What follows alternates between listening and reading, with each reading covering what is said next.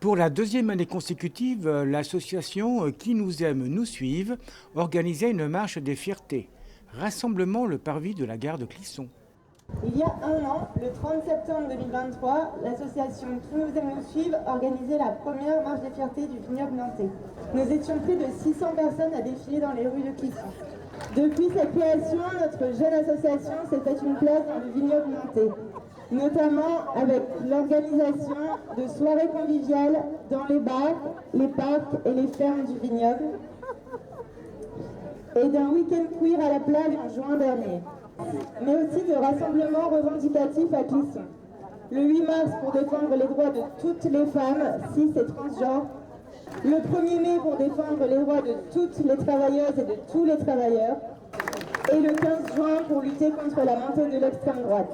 Nous sommes plus que fiers du chemin parcouru et déterminés à poursuivre notre engagement pour lutter contre les injustices.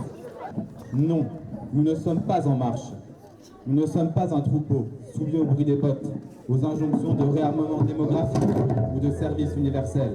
Nous traçons notre propre chemin, à la suite des militants et des militantes qui nous ont précédés, pour construire une société plus juste et solidaire. Nous luttons contre les LGBTQI-phobies, mais nous sommes aussi en lutte contre toutes les formes d'oppression. Car nous sommes convaincus que toutes les violences et les injustices sont liées. Nous sommes convaincus que la convergence des luttes sera la seule solution. Nous ne nous laisserons pas diviser, car nous sommes plus fortes et forts en luttant ensemble. Nous sommes en lutte contre les LGBTQI-phobies, mais aussi aux côtés de chacune et chacun, notamment contre les violences sexistes et sexuelles, contre les violences racistes et validistes, et contre les violences sociales et économiques. Et nous sommes surtout en lutte pour la justice sociale, pour des conditions de travail et une rémunération digne pour toutes et tous. Qui nous aime, nous suive est une association militante et appelle à rejoindre toutes les luttes qui permettront de créer un monde plus juste et plus solidaire, plus accueillant et bienveillant pour toutes et tous. Et côté participants, je m'appelle Liane Olo, je suis autrice queer. Je fais des romans à suspense qui évoquent donc la problématique trans, mais pas que. C'est aussi des romans divertissants qui s'adressent à un lectorat pluriel. Vous trouvez que les mentalités ont évolué ces dernières années ? Oui, les mentalités évoluent tranquillement, mais sûrement, mais pas assez vite. Et voilà, donc du coup, les politiques s'emparent des projets, des sujets LGBT en général, font avancer les choses. Sauf que il y a encore trop de violences qui sont perpétrées sur les personnes porteuses de LGBTQIA+ attitude, quoi. Bernard Lagarde, prénom Il. Je suis bénévole et adhérent de SOS Homophobie Pays de Loire et moi particulièrement de Château-Gontier, donc en fait de la Mayenne. On a fait 100 km pour venir ici participer à cette marche des fiertés. Le but d'SOS Homophobie, c'est d'informer, de prévenir et de soutenir. Est-ce que vous pensez que ces dernières années, les mentalités ont changé ? Alors, c'est pas la première marche des fiertés que nous faisons.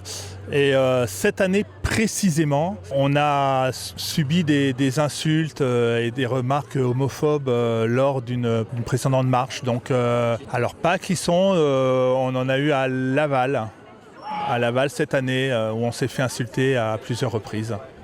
À Nantes aussi, il y a eu des problèmes cette année. Donc effectivement, cette année, on sent que les mentalités s'exacerbent davantage.